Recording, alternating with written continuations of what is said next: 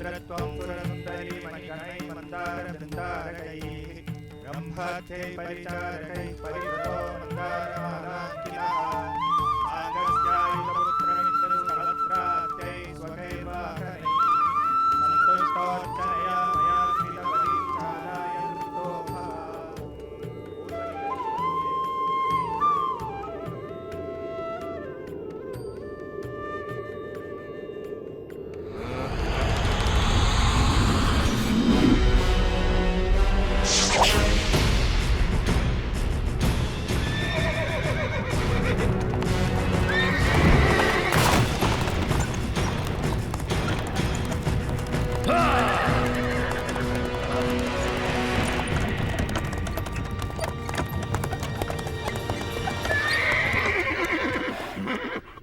पृथ्वी पर मनुष्य आपको प्रसन्न करने के लिए यज्ञ कर रहे हैं देवराज इंद्र। ये ऋणी लोग आपका आभार प्रकट करने के लिए सब तरफ एकत्रित हुए हैं। होना भी चाहिए। इनकी खुशहाली मेरे हाथों में है। इन्हें ज्ञात होना चाहिए कि मैं बारिश का स्रोत हूँ जो इनके खेतों और भंडारों को अन्न से भरती है। संवर्तक, जो लोग मेरे लिए यज्ञ कर रहे हैं उन्हें वर्षा प्रदान करो।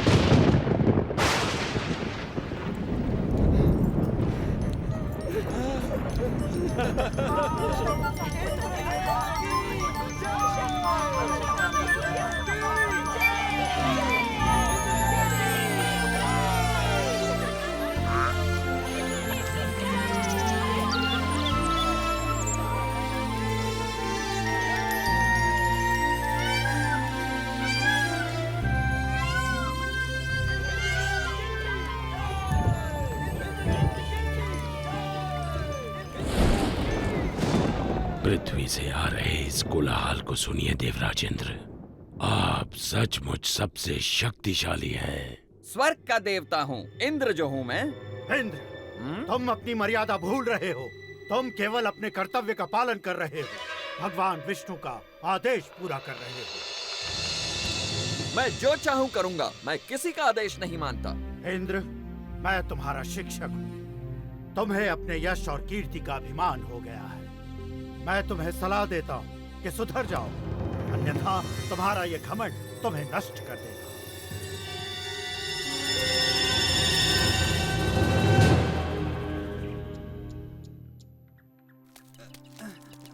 संभाल के ले चलना।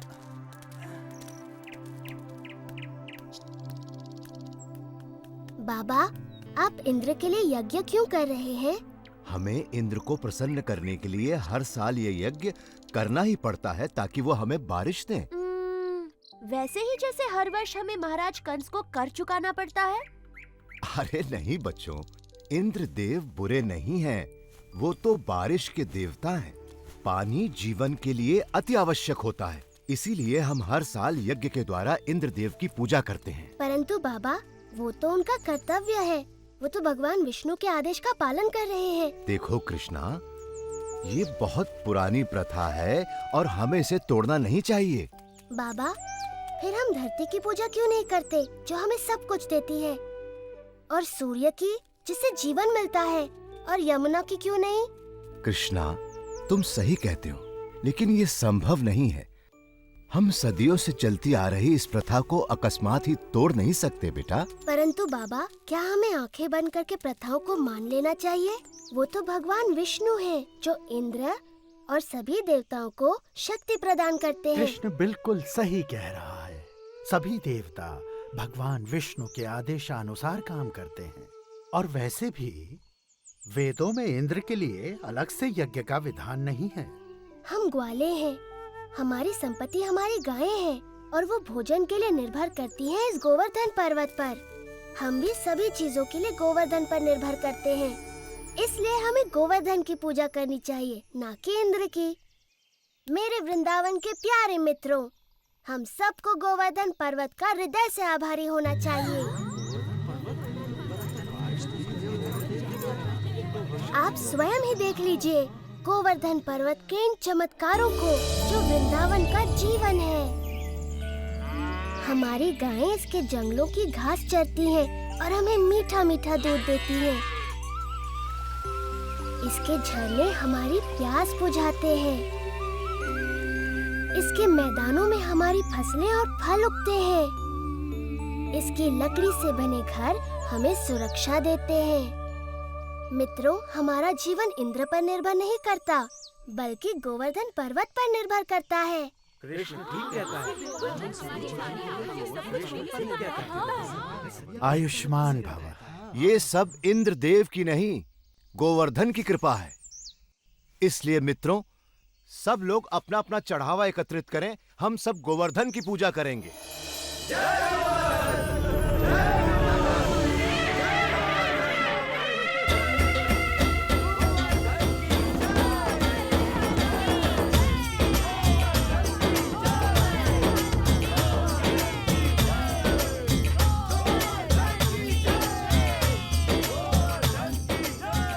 मैं गोवर्धन हूँ। मैं तुम्हारी प्रार्थना से बहुत प्रसन्न हूँ। अगर तुम सभी अपने पशुओं के साथ मेरी परिक्रमा करोगे तो मैं बहुत प्रसन्न होऊंगा।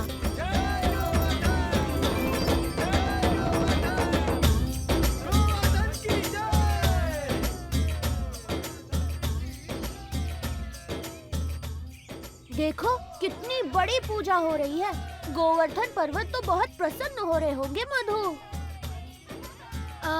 हाँ, गोवर्धन की पूजा करना अच्छी बात है बलराम, परंतु मैं इंद्रदेव को भी कुछ अर्पण अवश्य करूँगा, कहीं बुरा ना मान जाए। एक इंद्र के लिए और एक मेरे लिए। 2 इंद्र के लिए, 2 मेरे लिए।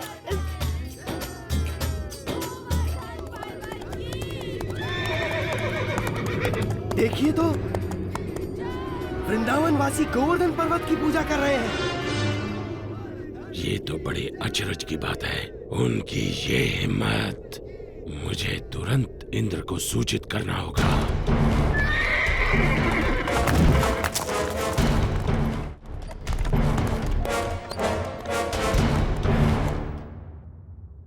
आओ आओ संवर्तक, मेरे साथ मेरे भक्तों द्वारा चढ़ाए गए चढ़ावे का आनंद लो।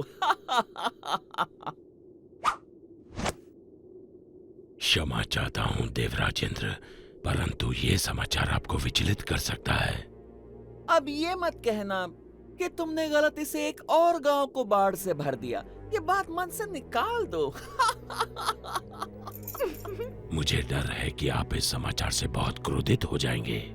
देवराज, वृंदावन गांव के वासियों ने आपकी बजाय गोवर्धन पर्वत की पूजा शुरू कर दी है। क्या? गोवर्धन पर्वत की? उन्होंने मेरी पूजा ना करके मिट्टी के ढेर की पूजा की। वो ऐसा कैसे कर सकते हैं संवर्तक, वो भी मुझसे बारिश का उपहार पाने के बाद? ऐसा सुना है कि वो एक नादान लड़के के बहकावे में आ गए हैं। उपहास मत करो संवर्तक। क्षमा चाहता हूँ देवराज, लेकिन यही सच है। नंद के पुत्र कृष्ण ने अपनी चमत्कारी शक्तियों का प्रयोग करके वृंदावन के वासियों को बहका लिया है। अच्छा, उन्होंने मेरा आदेश मानने के बजाय एक नादान की बातों को माना। इन लोगों का दिमाग खराब हो गया है। देखना अब इन पर मेरा कहर बरसेगा। सुनो संवर्तक। जी देवराज। जाओ और वृंदावन को डुबो दो, गोवर्धन के त्योहार को बर्बाद कर दो और वृंदावन के वासियों को इस दुस्साहस की सजा दो।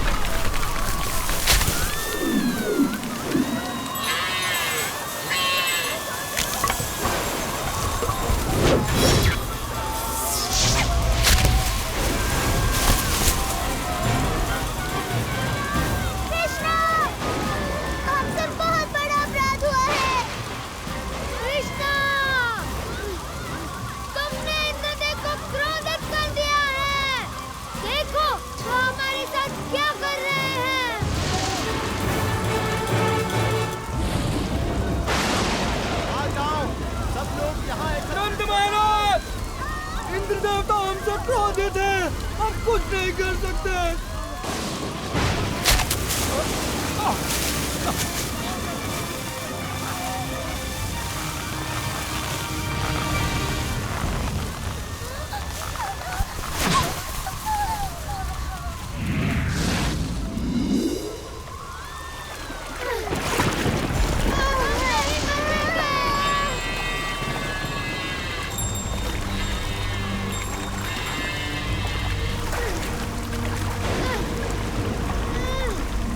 पकड़े रहना।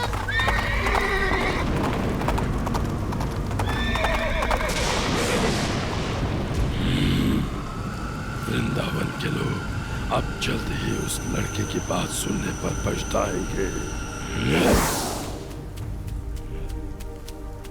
इंद्रदेव हम सभी का विनाश करने पर तुले हैं। कुछ करिए नंद महाराज। मेरे प्यारे कृष्ण, मैं जानता हूँ तुम हमारा हित ही चाहते थे, लेकिन तुमने इंद्रदेव को कुपित कर दिया। हमें इसी समय उनसे क्षमा मांगनी चाहिए। परंतु बाबा इंद्र। रुको बलराम, बाबा ठीक कहते हैं। ये सब मेरी सलाह के कारण कष्ट भोग रहे हैं। अभी भी देर नहीं हुई। हम इंद्र से क्षमा याचना कर सकते हैं। रुको, कृष्ण कभी भी हम पे या हमारे वृंदावन पे आँच नहीं आने देगा, कभी नहीं। आपने सच कहा माँ। आप सब के लिए मेरा प्रेम इंद्र की इस दुष्टता से बहुत बड़ा है। वृंदावन की रक्षा मैं अवश्य करूँगा। कृष्णा, मेरे बच्चे।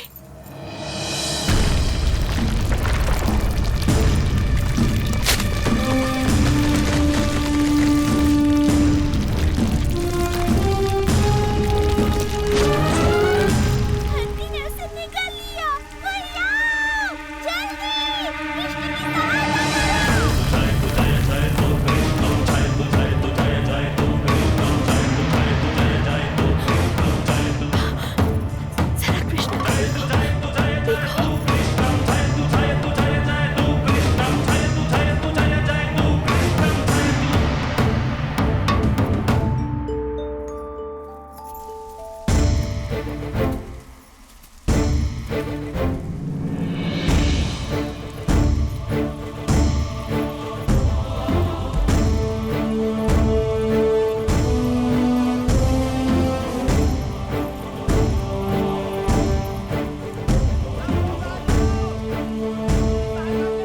जल्दी आओ।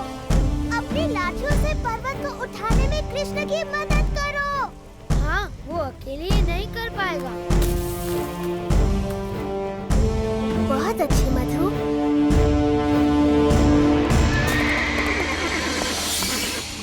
इतने तूफान के बाद भी ये असंभव है। यदि हम इंद्र के आदेश अनुसार इस छोटे से गांव को तबाह नहीं कर पाए, तो वो हम पर कोई दया नहीं करेंगे। आगे बढ़ो मेरे योद्धाओं। ये तूफान तब तक थमना नहीं चाहिए जब तक वृंदावन पूरी तरह पानी में डूब न जाए।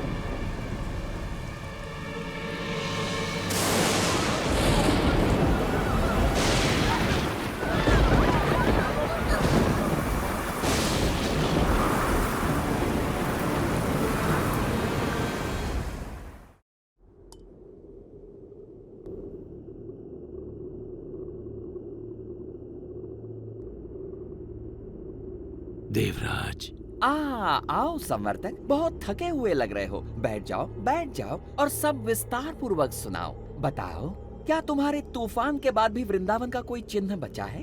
देवराज, आपके योद्धाओं ने पिछले 6 दिन और 6 रातों से तूफान मचा रखा है, जिसमें आग की तरह बिजली कड़क रही है और घनघोर वर्षा हो रही है। मनुष्य ने इससे पहले ऐसा दृश्य कभी नहीं देखा। अच्छा है, बहुत अच्छा है। अब तक तो वृंदावन पूरी तरह डूब चुका होगा।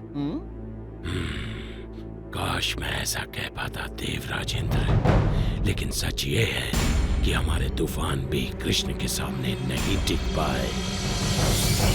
मेरे तूफानी योद्धा एक बच्चे से परास्त हो गए।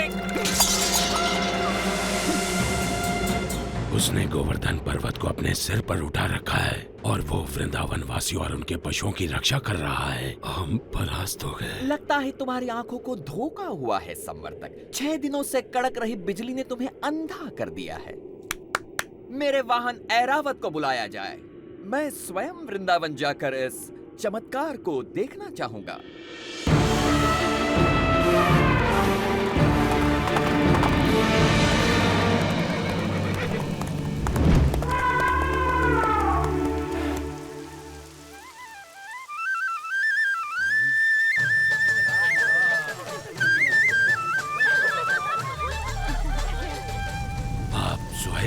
देख लीजिए देवराज। यदि कृष्ण अपने आप को भगवान समझता है तो अब वो ये जान जाएगा कि कौन शक्तिशाली है, वो या फिर इंद्र।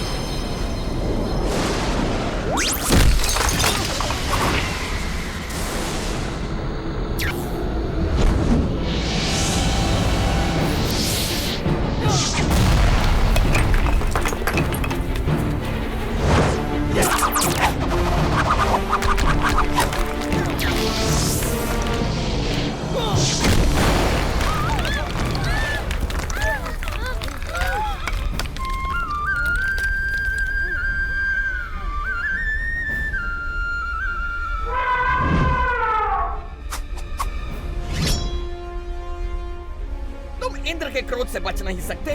कृष्ण की बात मानने का दंड भुगतना होगा।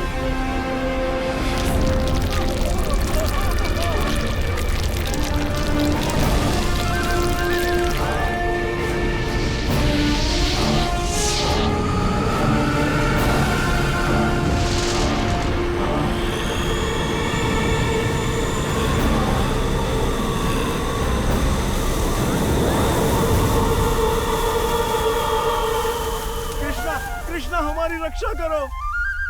इंद्र गोवर्धन पर्वत को नष्ट कर रहे हैं। इंद्र कुछ नहीं बिगाड़ सकते, भय मत करो।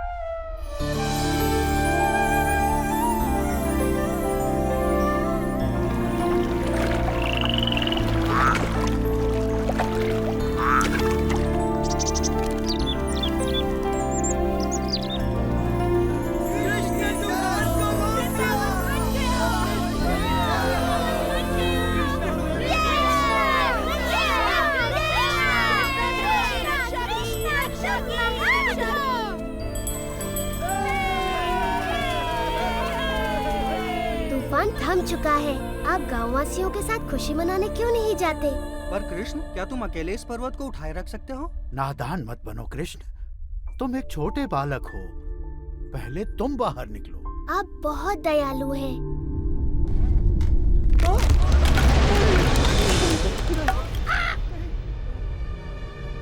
आप सचमुच चाहते हैं मैं पहले चला जाऊं? नहीं, रुको! मुझे छोड़कर मत जाओ!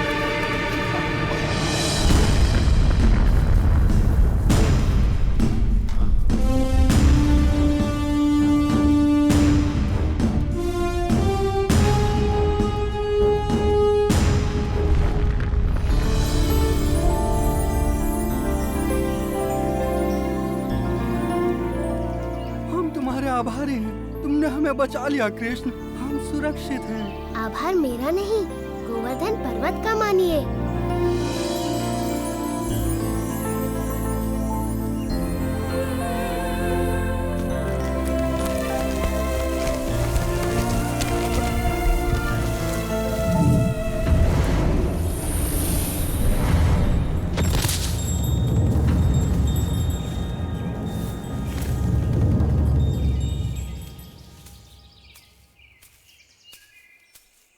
देवराज इंद्र, मैंने देखा आप मुझसे कितना स्नेह करते हैं।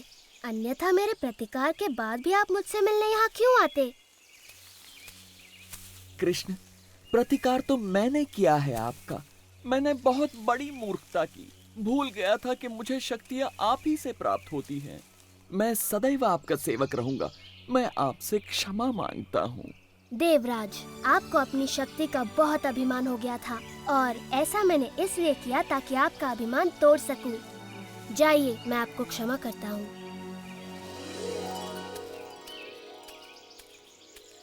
हाँ? इतना असाधारण बालक हमारे साथ यहाँ वृंदावन में रहने आया है। मैं तो बस इतना जानती हूँ कि ये मेरा प्यारा बच्चा है, मेरा दुलारा कृष्णा। कृष्णा की जय हो, जय